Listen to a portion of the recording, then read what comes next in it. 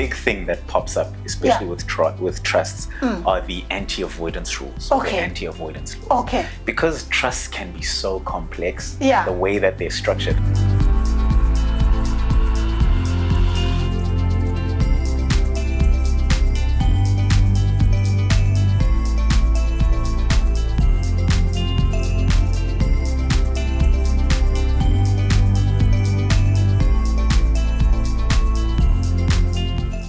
Welcome back to Brain More Business Up channel. I want to thank our viewers and our subscribers for continuously supporting, and the most important part that I want to thank you for listening to the content that we are sharing, content that transform your businesses, that enrich your understanding around governance, around tax. So today in the studio, I'm joined once more by Tatenda. Tatenda is one of our accountants and our tax consultants.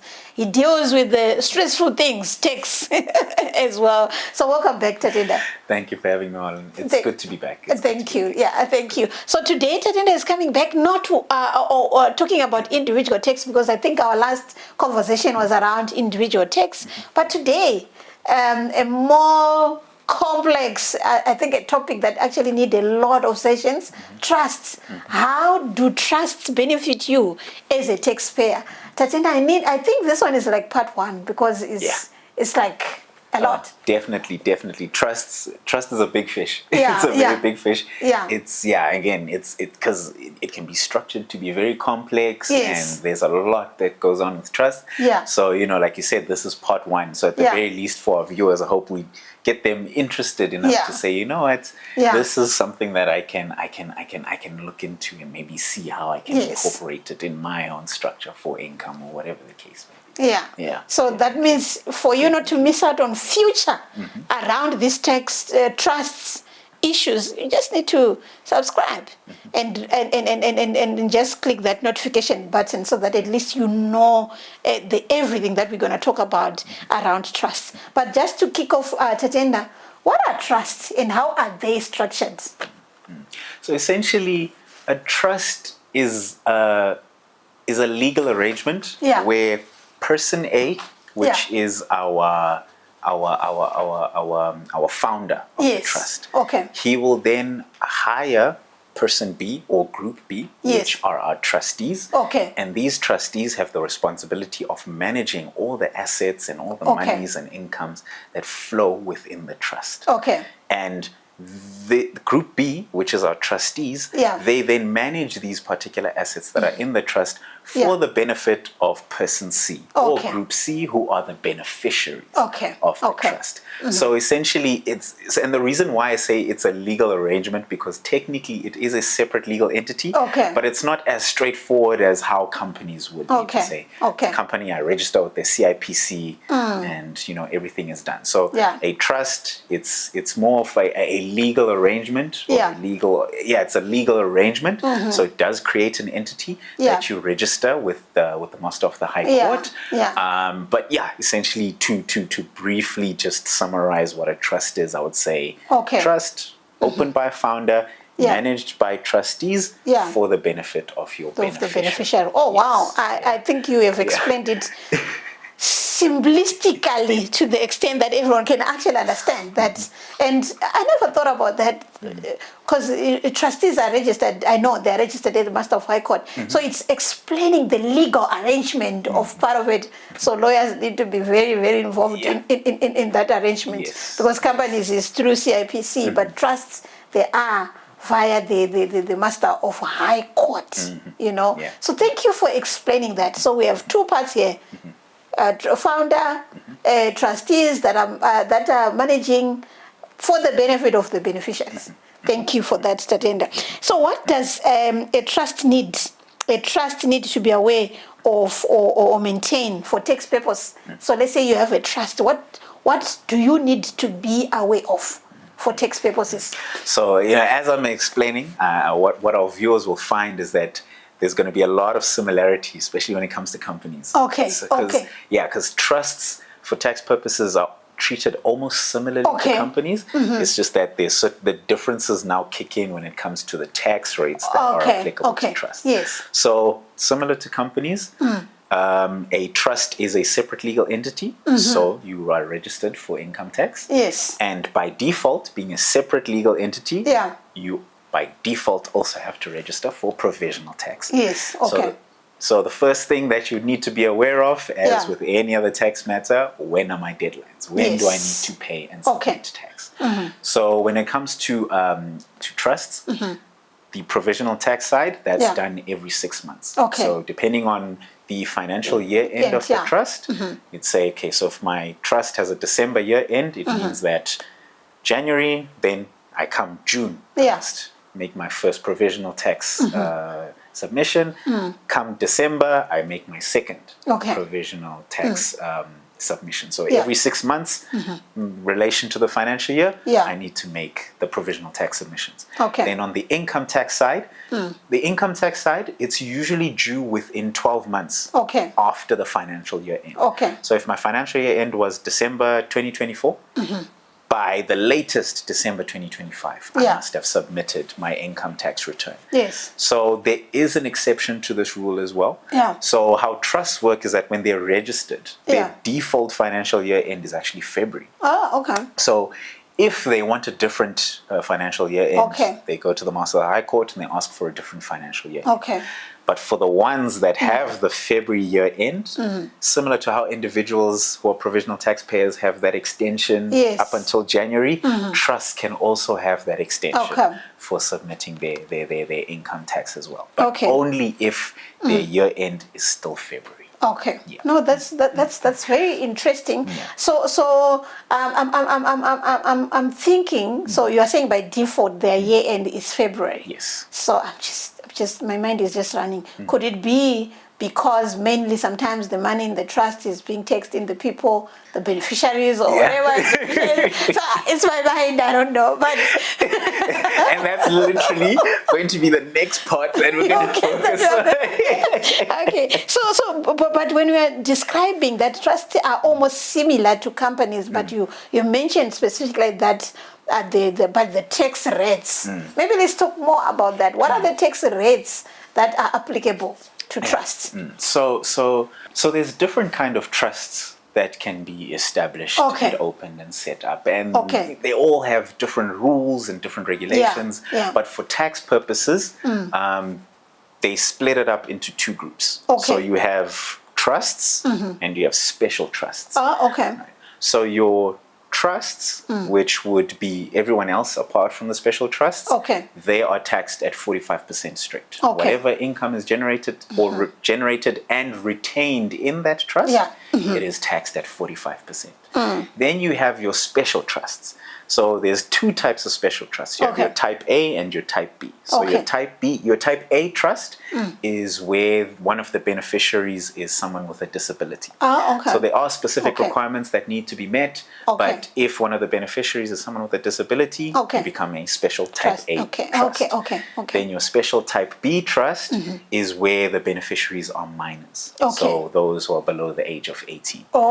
That's where that would kick in. And with those types of trusts, they get to be taxed on the same tax table as individuals. So that 0 to 45% sliding scale, that's essentially the benefit that special trust would get. As opposed to normal or the rest of the trusts, which would be just 45% straight. That's very interesting. And you speaking about the higher rate there for trusts, right? Besides the special trusts, so which means 45%. Yeah, it's a lot. 45%. So which is, because remember, for an individual, for you to pay 45%, that means you are on the higher marginal rate. You are earning, I don't know how many millions. It's more. I think it's just over the million mark. Just over the million. It's above. You are really earning. So it's very high. So someone might then say, if these trusts are taxed at that rate, what is the benefit of registering a trust? Or setting up a trust at the end of the day? Which is very true. If you look at it at face value, you're just like, I'm either being taxed 45% Yes. or the same tax table that Yeah. I'd be subject to if everything was in my personal capacity. What's the point? Yeah. And and this is, I guess, the whole purpose and the reasoning behind trusts comes into play. Okay. So the reason why trusts are set up is more for a long-term tax benefit. Okay. Because one of the things that is specifically mentioned, if you do look up like what is a trust, it's actually something it's a vehicle that's built and established to create almost a channel or a small pocket for transferring and managing generational wealth. Okay. So so the benefits for a trust are more long-term as opposed to being short-term. Okay. And the thing is, a trust in isolation on its own, purely from a tax perspective, looking at a trust by itself on its own, it's not beneficial. Okay. So it then becomes more useful when you start considering additional factors and other things that come into play when it comes to tax. Okay. So when we now speak of long-term, we're now thinking of estate management. Okay. Say, you know that when someone passes away, there's going to be estate duty tax. Yes. How does the trust now benefit me when it comes to that? Okay. Something that is, I guess,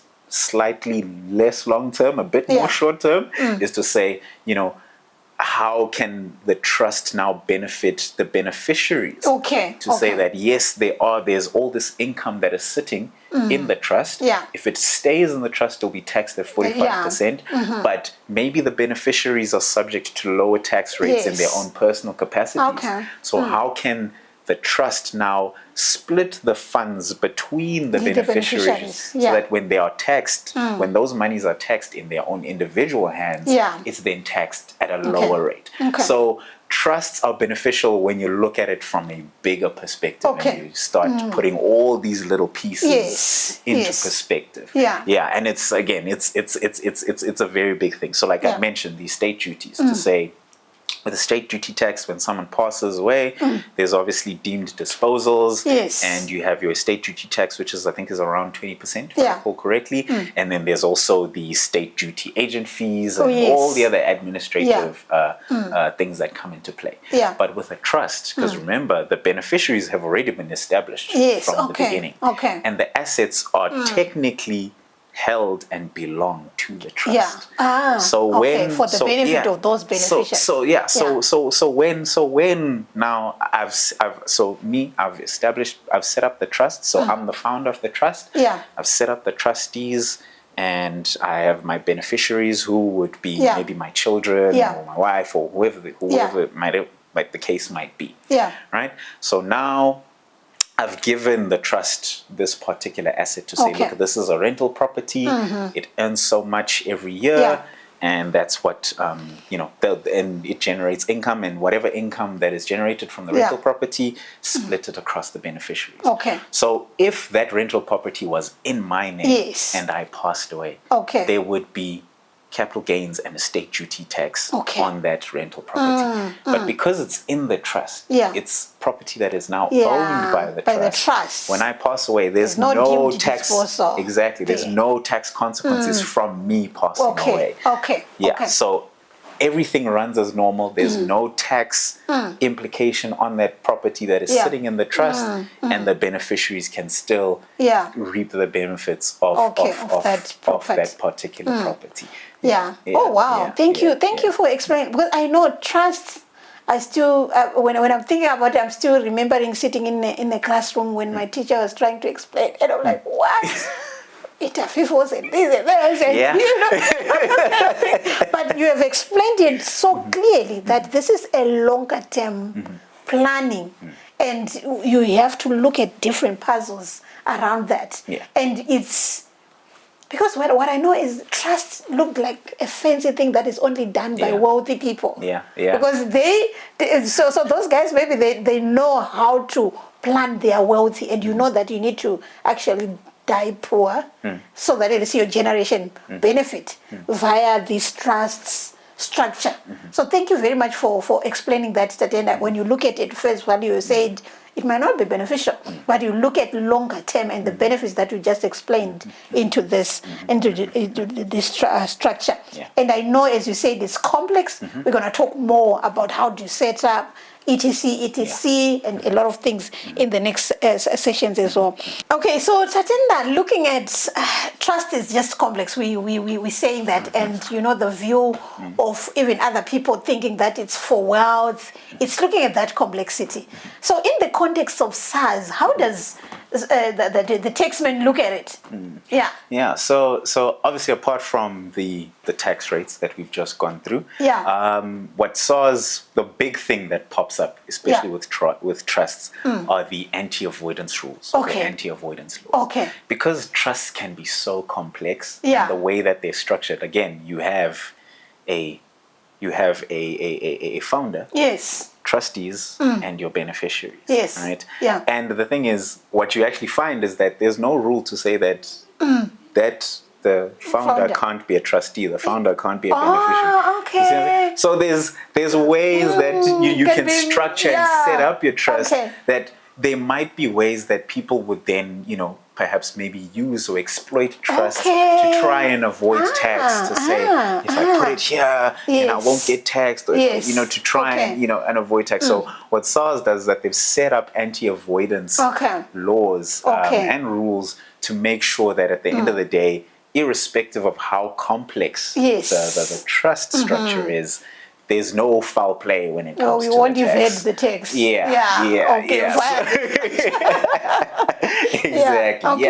And again, the big thing being that there is no limitation between who the founder is. So if I set up a trust, I can also declare myself as a beneficiary. I can make myself a trustee as well.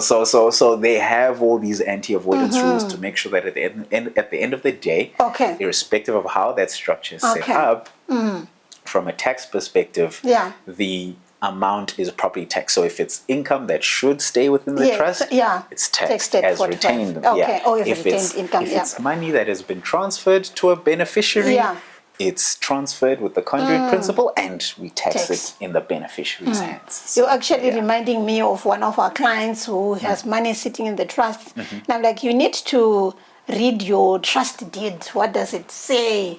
Whose money is it? That is in there.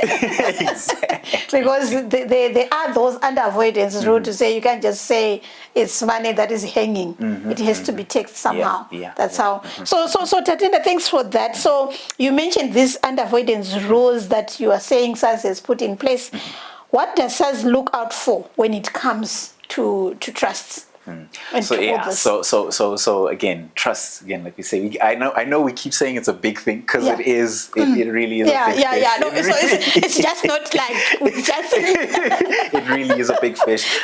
But obviously they look at things case by case, but there are obviously the key things that SARS would look at, and these are things that would also work towards or you can consider them as guidelines for actually how you would set up your trust to make sure at the end of the day you don't fall trapped to the anti-avoidance thing or the anti-avoidance rules and laws to say like, no, maybe you genuinely thought that this was something that was reasonable, but at the end of the day SARS then comes back and says here's your penalties, here's your extra tax and all these things. So the key thing, like you mentioned the trust deed. So the very first important thing is the trust deed.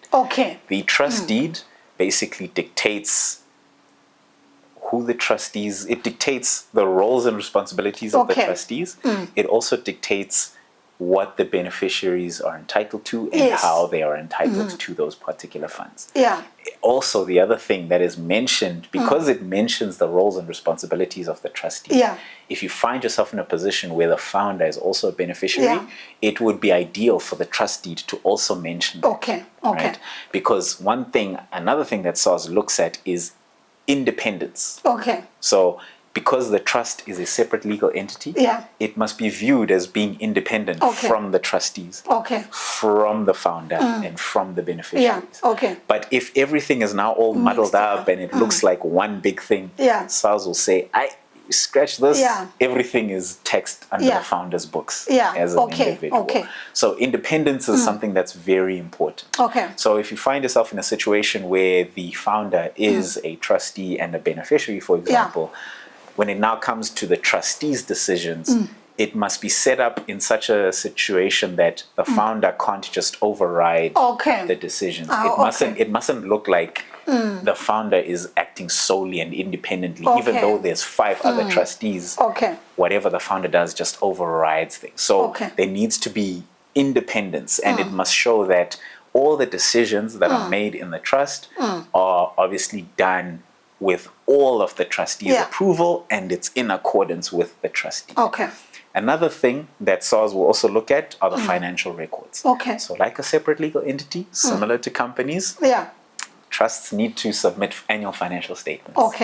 They need to maintain the financial information, the income, the expenses, all the records, what are the assets, whose name. They also need to be under the name of the trust as well. There needs to be that distinction between what is a personal asset, asset of the individual, and what are the assets that have been trusted for the trust that are now under the trust's name.